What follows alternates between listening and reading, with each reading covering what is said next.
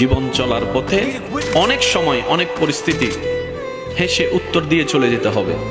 কিছু পরিস্থিতিতে জবাব দেওয়ার মতো শব্দ থাকার পরও মুখে নীরবতাকে আপন করে নিতে হবে। যদি আপনি প্রত্যেকটা জায়গায় উত্তর দিয়ে জিততে চান, আপনি বারবার হারার দিকে চলে যাবেন। আপনি যদি প্রত্যেকটা জায়গায় রিয়াকশন দিয়ে জিততে চান, আপনার মন বারবার ভেঙে যাবে। সেজন্য কিছু কিছু পরিস্থিতিতে কঠিন বিষয়, কষ্টের বিষয়ও হাসি দিয়ে উড়িয়ে দেওয়ার চেষ্টা করবেন রবের উপর ভরসা করে।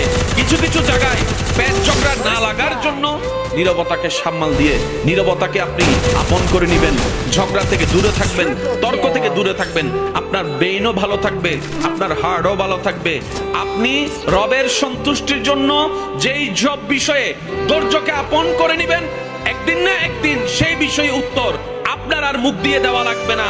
আল্লাহ এমন সিস্টেম করে দিবেন, সেই ব্যক্তির কাছে উত্তর অটোমেটিক পৌঁছে যাবে রবের পক্ষ থেকে। বলেন সুবহানাল্লাহ।